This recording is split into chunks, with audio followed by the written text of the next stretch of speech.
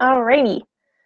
So, presentation 2 for Unit 3. Um, Again, for me, I recorded this still before Halloween. So if you'd come to a Class Connect session, I would have had this as a poll there. But you're more than welcome to email me what you think as far as a debate, as far as which of these characters are scarier. For me, it's a kind of a draw between Michael Myers and Jason. Freddy's definitely scary, but he's also very unrealistic to me because of the whole dream thing and the crazy claws. So Jason and Michael Myers definitely scare me a little bit more. And then the first time I ever saw a Halloween movie was the Rob Zombie one, and it scared me quite a bit. Okay, so for me, it's Michael Myers. That may be different for you. So this lesson, we're going to focus on numbers related to acids and bases. So eventually we're going to get to that pH scale you've heard of before.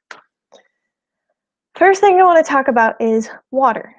So most acids and bases are dissolved in water, right? At least dissolved in some sort of liquid. Most of the time, that's water. And then water itself is neither an acid or a base. It's considered neutral, but in some ways, it's also both an acid and a base. Because water can donate and accept electrons. So that's a little interesting. So water can do something called self-ionization, where you take your normal H2O molecule and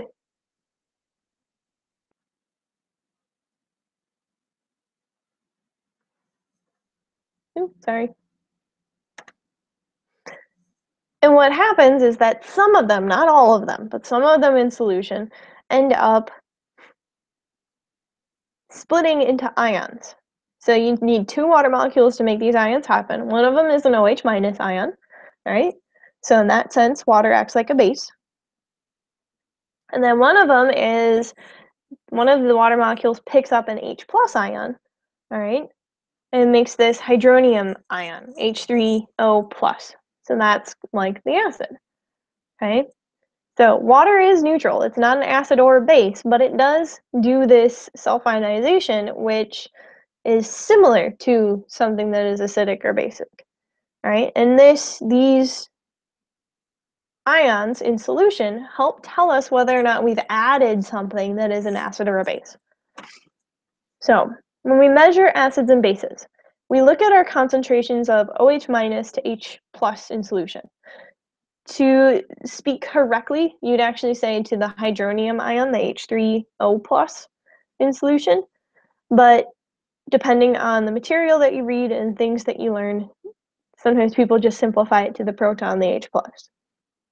All right, a neutral solution, so water, is going to have 1 times 10 to the negative 7th molar OH minus and 1 times 10 to the negative 7th molar H plus. All right, so equal amounts of hydroxide and hydronium or protons, okay? When a solution goes from, say, being neutral to acidic, the concentration of the H plus has to increase. But at the same time, water is going to then decrease the number of OH minuses it has in the solution, all right? So what this results in is if you take your two concentrations of the OH minus and the H plus, you multiply them together, you are always going to get this number, 1.0 times 10 to the negative 14th molar. So every time your concentration of OH minus increases, the H plus has to decrease in order to maintain that same number, and vice versa. If H plus increases, then OH minus has to increase. That's how you make sure that that overall concentration of the two things stays at 1 times 10 to the negative 14th. Right? You won't have to do, at least I don't think you'll have to do any specific calculations with this. Just recognize that that's the number that the concentrations always multiply to. And then those numbers, actually you can use the coefficient to be able to tell if a solution is acidic or alkaline. Okay, alkaline is another way of saying basic. So that's the more scientific term, I guess, alkaline. So make sure you're familiar with that. Alkaline means basic. So, and the system that we have for looking at determining acidic versus basic, we usually look at the concentration of just the H plus ions. So if the solution has a higher concentration of H plus ions than neutral,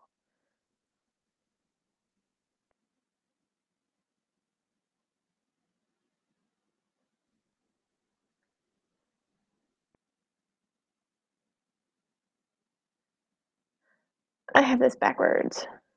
Sorry.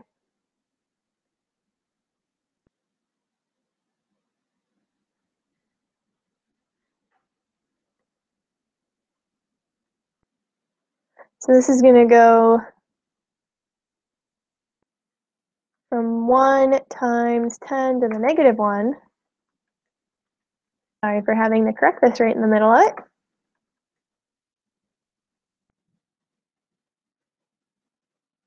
And I'm going to have another correction on another slide.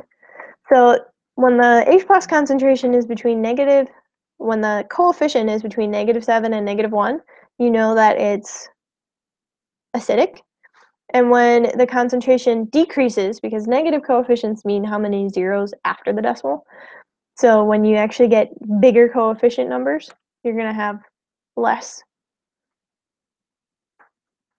of that concentration.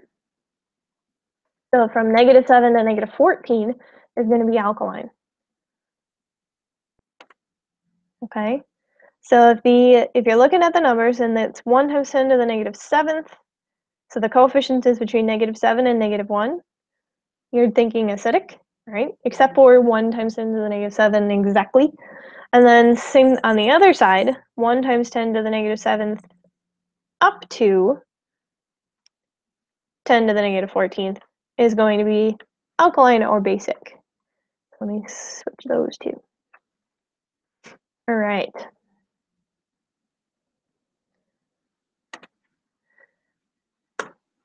So, real quick, determine whether or not these are acidic or alkaline. So pause the video for a second, go ahead and write them down and record, and then come back.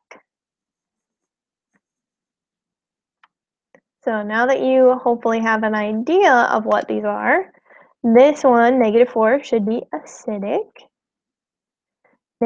So I'm ignoring the numbers in the front and I'm going straight to that superscript. -12, that's between 7 and 14, so that's going to be basic. And -2 is going to be acidic. -7, something you always want to just kind of double check, because in this case it's 1.0 times 10 to the -7th. That's going to be neutral. And 0.7 times 10 to the -9th is going to be basic. All right. So pH table. The pH table gets rid of all of those coefficients. All right. To do that, what you're doing is you're taking the negative log. You're not going to have to do calculations related to this. Don't worry. I'm just explaining where it comes from. But if you take the negative log of one of those numbers, you get that coefficient out. All right. And just the positive version of it. That's why it's a negative log instead of just a log. And you've probably seen this pH scale before. Right? So when you're looking at the pH scale, 7's neutral. Okay. So 7's where you're going to find pure water. Everything above 7, so 8 through 14, is alkaline or basic. Right? Everything below 7 is going to be acidic.